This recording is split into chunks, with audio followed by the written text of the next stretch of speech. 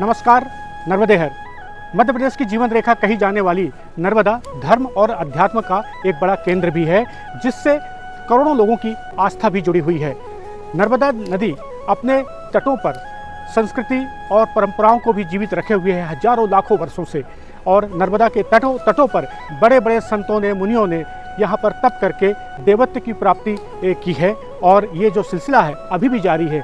वर्तमान की अगर बात करें तो संत दादा गुरु लगातार चर्चाओं में है और जो संत दादा गुरु हैं उन्होंने वर्षों से अन्न नहीं ग्रहण किया है, न ही फ्रूट फल, न ही जूस और न ही दूध, और सिर्फ नर्मदा पर वो पूरी तरह से आधारित है। उसके पीछे उनका एक बड़ा पावन उद्देश्य है कि नर्मदा और नर्मदा की दूसरी सहायक नदियां और जो पारंपरिक जल स्रोत हैं उनका संरक्षण करना। इसके लिए बाकायदा उन्होंने नर्मदा मिशन की भी स्थापना की है। और ख़ास बात यह है कि दादा गुरु न सिर्फ निराहार हैं बल्कि साथ ही साथ लगातार वो पैदल भ्रमण भी कर रहे हैं, नर्मदा की परिक्रमा कर रहे हैं। नर्मदा मिशन से लगातार शुरू से ही जो साथ में जुड़े रहे दादा गुरु के स्नेह पात्र नीलेश रावल जी हमारे साथ हैं। आज हम उनसे बात करेंगे। आपका स्वागत है नर्मदेहर। हम आपसे सबसे पहले ये जानना चाहेंगे कि नर्मदा मिशन की जो स्थापना हुई है उसके पीछे उद्देश्य क्या है?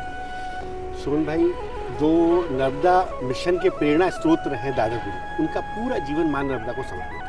वो केवल मां नर्मदा के शुद्धिकरण, संरक्षण और मां नर्मदा के महत्व को अंतर्राष्ट्रीय स्तर पर प्रतिपादित करने के लिए संकल्पित है या दृढ़ संकल्पित है। नर्मदा मिशन की स्थापना इन्हीं उद्देश्यों के जमीनी क्रियान्वयन हेतु की है।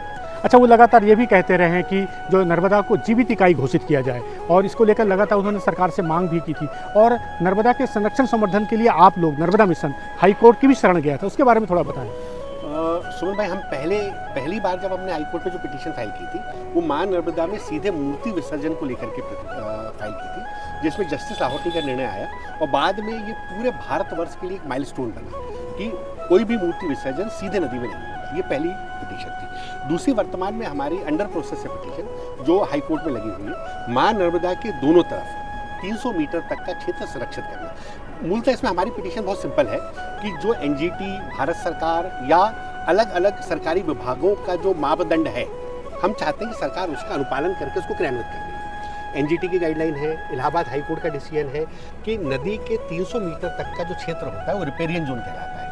वो नदी का अपना एक इकोसिस्टम बनाए रखने या डेवलप करने के लिए काम आता है। वहाँ पे किसी भी तरह का जो कंस्ट्रक्शंस है वो उस नदी के पूरे इकोसिस्टम को डैमेज करता है, खराब करता है, खत्म करता है। वो एरिया सुरक्षित हो, वहाँ कंस्ट्रक्शन प्रतिबंधित हो और सरकार अपने ही बनाए हुए नियमों का पालन करे। यही हमारी पिटीशन है। एक महत्वपूर्ण बात ये भी है कि जो आपने बताया कि नदी जो है अपने आसपास का जो उसका क्षेत्र होता है वहाँ से खुद को रिचार्ज करती है। मतलब अगर जो दलदली जो ज़मीन है वो नदी के लिए एक तरह से कहना चाहिए कि रिचार्ज सेंटर होता है और वही खतरे में है। चारों तरफ जो है नदियों के किनारे जो है अतिक्रमण हो रहे हैं और कंक्रीट के जंगल खड़े हो रहे हैं। तो एक बहुत महत्वपूर्ण पहल है। हाँ बताएं। जैसे मां नर्मदा मध्य प्रदेश, गुजरात, महाराष्ट्र के 12 करोड़ लोगों की जीवन रेखा है।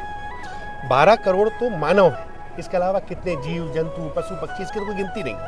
तो इतनी जीवित इकाइयों की जीवन रेखा मां नर्मदा है।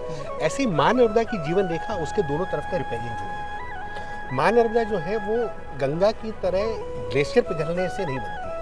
मां नर्मदा का कंस्ट्रक्शन कैसे होता है ये हमें समझना पड़ेगा। मां नर्मदा का कंस्ट्रक्शन, इसमें मिलने वाली सहायक नदियाँ और अंडरग्राउंड वाटर सोर्सेस जो मां नर्मदा में आके मिलते हैं, इससे मां नर्मदा बनती है और आगे बढ़ती है। लगभग 140 से ज़्यादा सहायक नदियाँ पुराने समय में मां नर्मदा में मिलती थी, जिसका हमने पूरी शक्ति से विनाश करके अब उनमें से केवल 40 सहायक नदियाँ बची हैं। बाकी लगभग सारी की सारी विलुप्त हो चुकी हैं।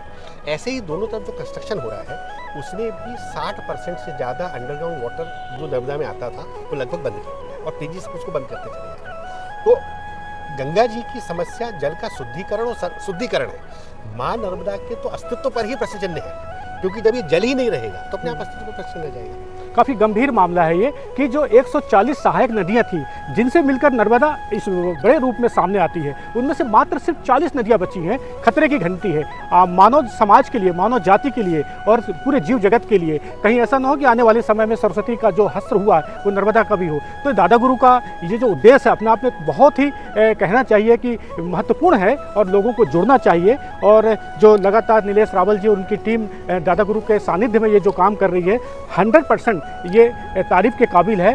और हम उम्मीद करते हैं कि लगातार ये जो है आपका अभियान जारी रहेगा। इसमें एक महत्वपूर्ण बात, गंभीर बात ये भी है कि जो दूषित नाले हैं वो भी लगातार नर्मदा में जो है मिल रहे हैं। दूषित नाले भी नर्मदा में लगातार मिल रहे हैं। हालांकि इसके ऊपर बहुत सारी सरकार ने पहल की है। बहुत सारी जगह वाटर सीवरेज ट्रीटमेंट प्लांट लगाने लग गई है सरकार। कुछ लग गए हैं, कुछ लग रहे हैं, कुछ चालू होने हैं। पर ये भी एक बहुत डेंजरस वो है, क्योंकि जो नालों में अपशिष्ट बह के आता है उसमें बहुत सारा केमिकल और बहुत सारी चीज़ें रहती हैं जो नदी में मिल करके नदी के पूरे इकोसिस्टम को तहस नहस कर देता है। इसलिए उनका प्रतिबंधित होना बहुत आवश्यक है। हालांकि सरकार इस विषय में गंभीर है, बहुत सारे उपाय कर रही है, पर शायद उन उपायों में और अधिक गति लाने की आवश्यकता है।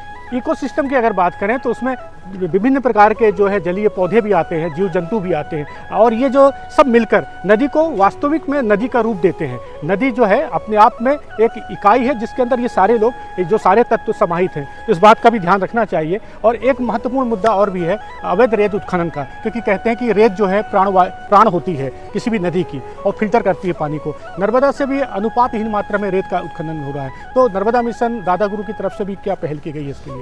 हमने इसमें जन जागरण करने से लेकर सरकार को इस विषय में अवगत कराने से लेकर के जो प्रयास संभव हो सकते हैं वो सारे किए।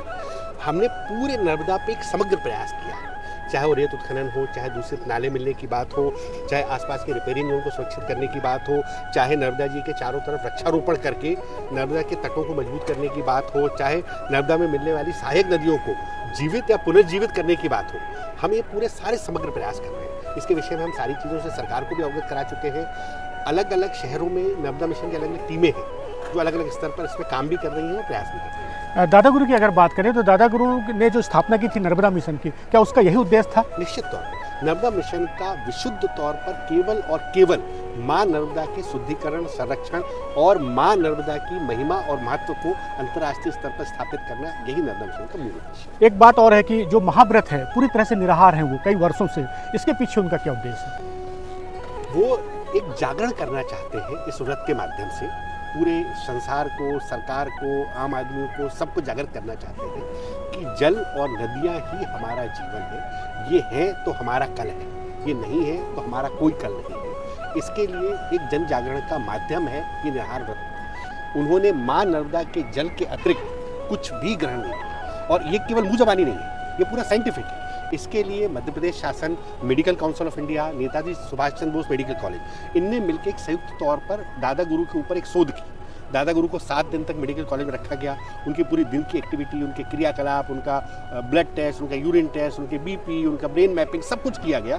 और ये समझने की कोशिश करी कि उनके शरीर में ऐसी क्या क्रिया प्रक्रियाएँ हैं जिनकी वजह से केवल और केवल वो माँ नर्मदा के जल के सहारे ही जीवित रह पा रहे हैं। और इतनी हाई एक्टिविटी, मतलब भरी गर्मी में नौतपा में सिर्फ जल के सहारे 45 किलोमीटर चल रहे हैं। परिक्रमा समाप्त होने के बाद ही चल लेते हैं, और औसत वो रोज 30 से 35 किलोमीटर पैदल। एक बात और कही जाती है कि ना उनका अपना कोई आश्रम है और ना ही उनका कोई बैंक बैलेंस, उस पर बताएंगे कुछ?